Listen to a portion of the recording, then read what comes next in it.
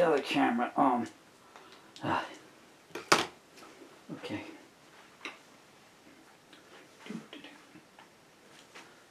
Get my condition as best I can. So, hi, how you doing? My name's Paul Murphy. That's unimportant.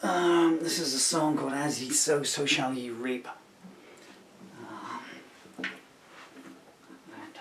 Pretty much finished for the day, but this is a song. There's too many cases in England of what this song is going to tell you about. I've done. This is my way of coping with some of the things I've seen and heard. At a certain point, you know. I'm out of time in the world, guys, but you have to come up and get your politicians, hold them to account somewhere. Okay, one of my leg braces just come undone, so I'm like the mummy from the Mummy's Curse from 1942. It's supposed to be Lon Chaney, but I'm not entirely sure it was Lon Chaney in the bandages. Glenn Strange, I guess. I don't know. 1, 2, 3, 4. This is a new arrangement of it as well. 5.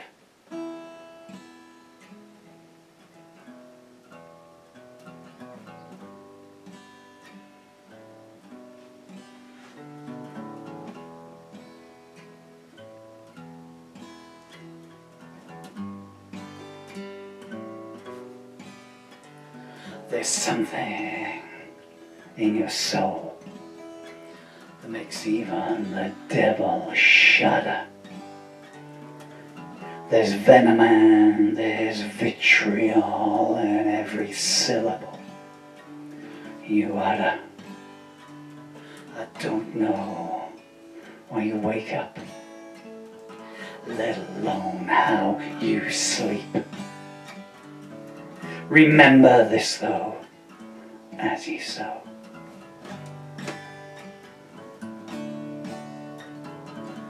So shall ye reap.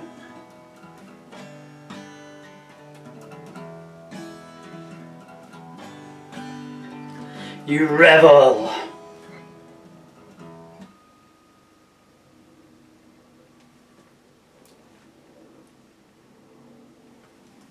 Shall we just let the helicopters go past?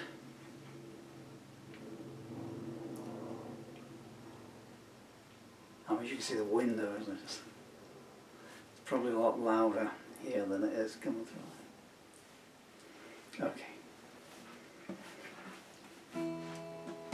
Okay, let's rearrange it yet again. 1, 2, 3, 4.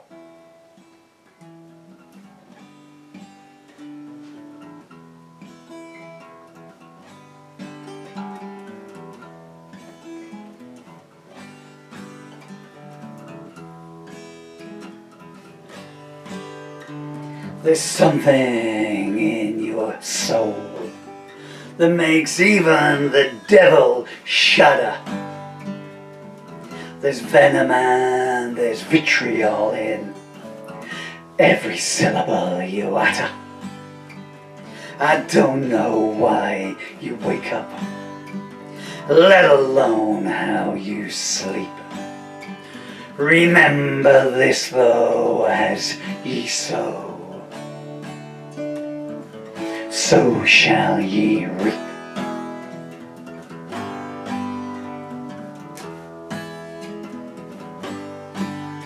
You revel in putrescence and slake your thirst in innocent tears. Your unholy essence has shadow drenched their years, but I will pull them free from you, and safe I shall them keep. And know that as ye sow, so shall ye reap.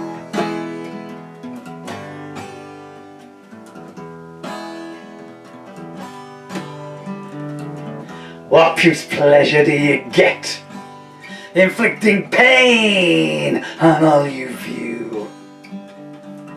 Salome herself would balk at all the twisted things you do. You gloat with arcane eyes as you make the children weep. But always know that as ye sow,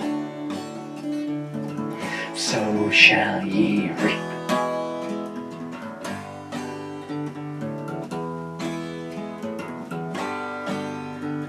When blind justice finally comes calling, that can balance up the scales, on that day your bed will be unmade.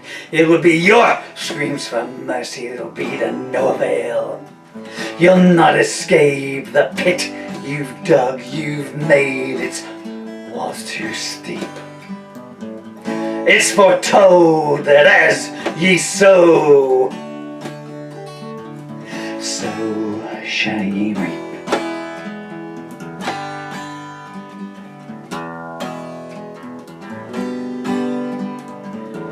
Every insult that you hurl, you gloat below to see them hit. Your skull and crossbone flag unfurled, your hatred hand blows that just won't quit. Do you think they will forgive you? That you won't know defeat? Naive fool, as ye sow, so shall ye reap.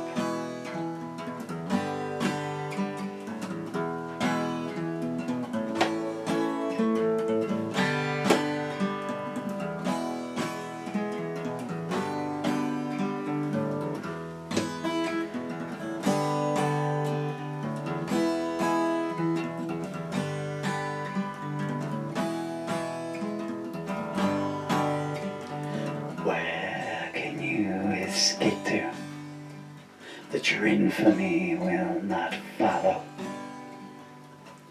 When you land upon the stand, your excuses none shall swallow. Where you start is where you'll end. The circle shall be complete. Hades, hound, as ye sow, so shall ye reap.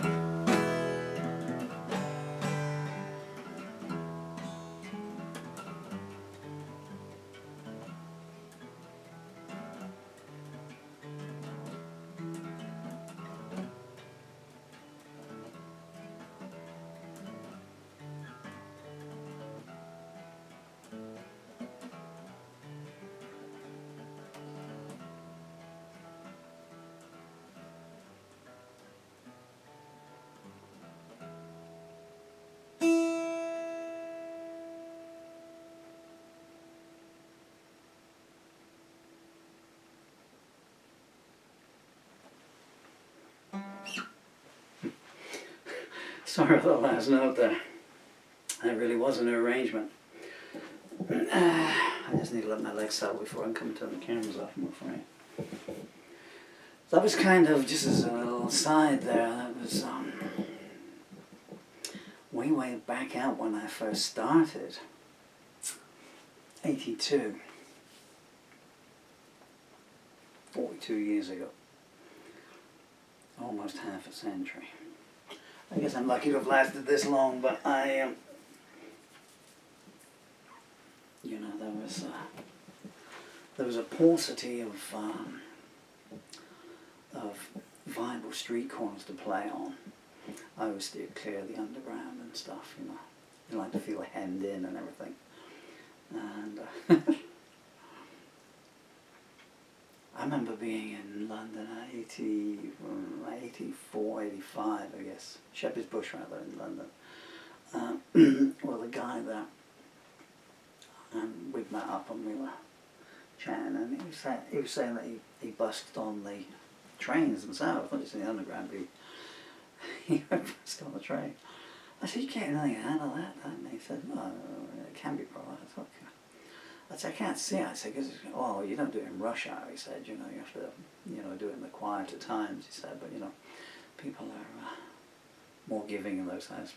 So I said, well, okay, so we got on the train. I think in those days for like, you know, I don't know, for 30 bob, I thought you could buy a train for 30 bob. But, you know, I don't know, for 50p maybe, you could just ride the underground all day long. This is the GLC days and stuff, you know.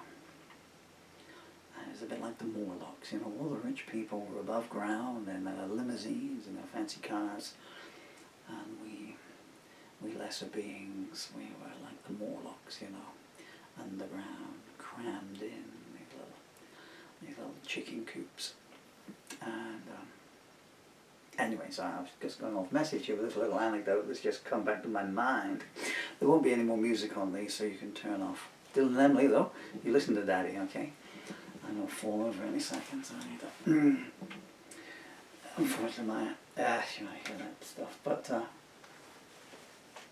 So he started, you know, and he was doing whatever, Here Comes the Sun or whatever, you know, the old buskers' favourites were. And he's there and he's playing away and everything, and that was okay, you know, so he's down at the end of the carriage and everything. But then the train came to a halt. So he's got the guitar and he's doing boom, boom, boom, boom, boom, boom, you know. It propelled him forward, like, you know, like a Garfield or something up against the door at the other side, you know. I said, yeah, I think I'll stick to what I'm doing, okay, like, you know, I make good money from it, you know, but, you know, you've got to get a rhinoplasty every 3 days. And so when I started on the street corners and stuff, and also in the coffee houses, I started in the coffee houses in Chard, and the folk clubs in Chard, before I moved up to the smoke, to the, you know, why did you gravitate towards London?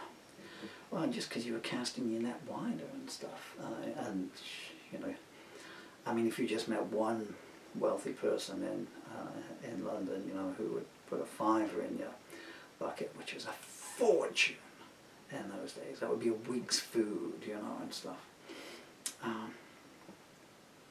But there's no one in charge, you know. I mean, they would just steal your collection tin in charge, you know, those places. And the Ilminster, which is a few miles away, no, we're too good to donate to buskers. Come along, villagers, get your pitchforks, torches, please. We have a busker, yes. Hunt the beast down. And so I used to, this goes on from the video I was doing earlier on this morning. So I got into a lifelong habit of altering the tunings on the guitar, even between songs, really, which was so frustrating. And now that I can't do it anymore, but it just gave that kind of extra, you know, an extra tap on someone's ear as they were going past. I mean, no one stood there, you know, and watched you for 3 songs and stuff, but if they did, you know, I'd just fiddle around with them and just take it down a little bit, you know, because if you want to do 2 songs in the key of A, for instance, you know.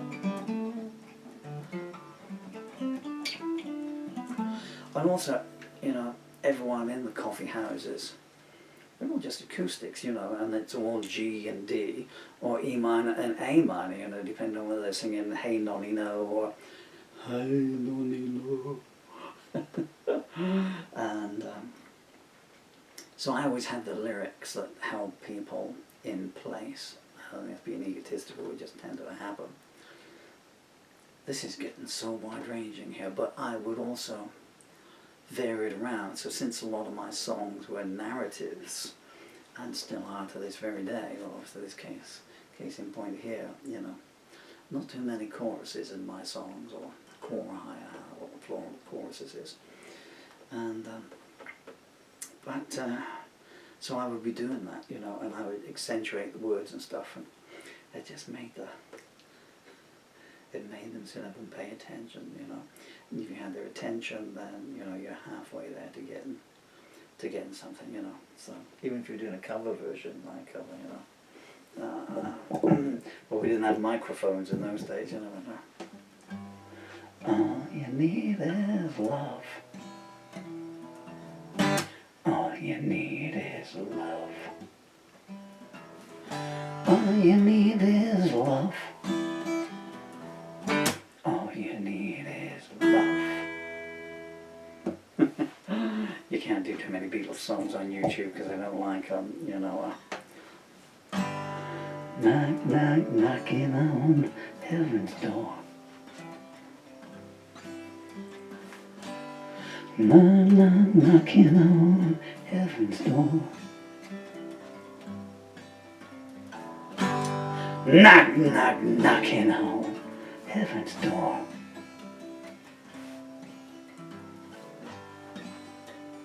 Knock, knock, knocking on heaven's door. Whoa!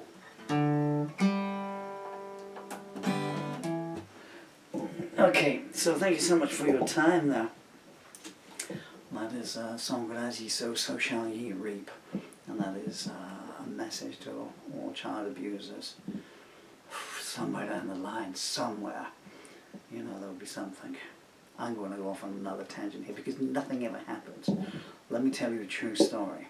So in England, okay, this is a daily occurrence. I'm so tired of people saying to me, or not to me, but in a crowd, you know, have you seen the new, terrible, I'm going to do a crone voice, I do apologise, you know. Well, how does it happen? I'll tell you how it happens. I've been telling you how it happens for 30 goddamn years. Because the wrong people in the wrong job, unless they will all cover up each other's mistakes. They have this holistic approach. In the old days, when all these departments, so in the old days, let me give you an example of a town in Cambridgeshire, okay, where the school welfare worker, where the social services, and where the police force all have a group that they call MASH. If they spend more time doing their jobs and less time thinking of acronyms, then they would be a whole lot better, you know. I mean, you know, I could just call them Cambridgeshire really awful people. Crap. There's an acronym for you.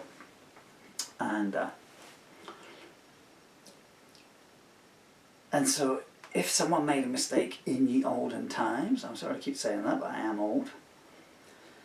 And not that it didn't go on. I mean, I'm 63 and it's always been the case. But in this day of information sharing, one where, you know, things and more openness and everything, more avenues of contact, it should be going down, not up. Okay? So the police would go after the teachers, etc., you know, and wherever it might be to the element of fault, the fault line could be filled in and people lost their jobs at the very least. That doesn't happen anymore because they all sit in the same goddamn room once a month and say, oh, hello Jenny, hello Fred, hello Bill, hello Harry. And if Jenny's made a mistake and Jenny's saying, well, I've seen nothing, and this is the key phrase, I've seen nothing to give us cause for concern. Remember those words. When they've been sent a photo of a young child, and on a Sunday she's got a huge swelling at the back of her head, and she said, I ran into a door. You ran into a door? So you were running backwards, yeah? And that's how many doors you've run into now? And if you got let down at one agency, you could go to the other agency. But now you can't do that because they're all the same agency.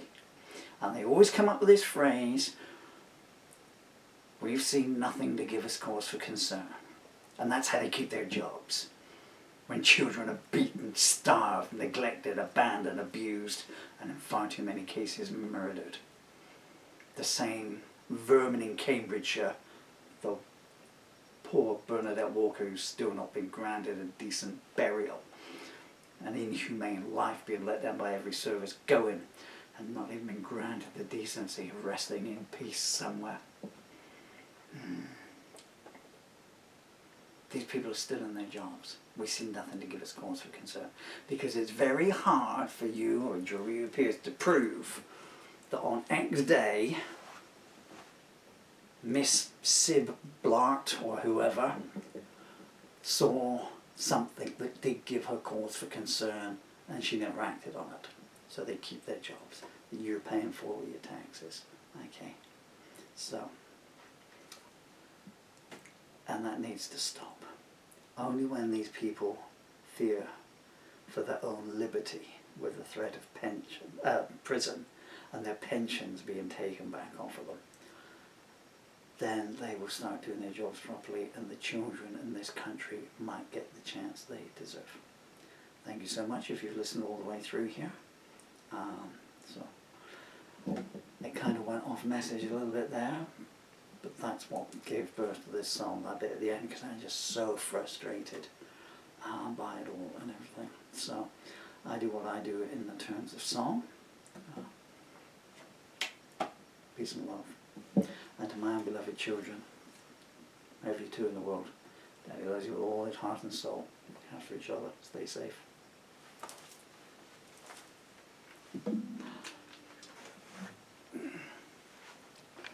That lovely picture was drawn by my son Dylan. Oh, not nice one. That's me and my beautiful daughter Emily. Oh my God! I'm sorry. I'm looking at my cue cards here, and that's my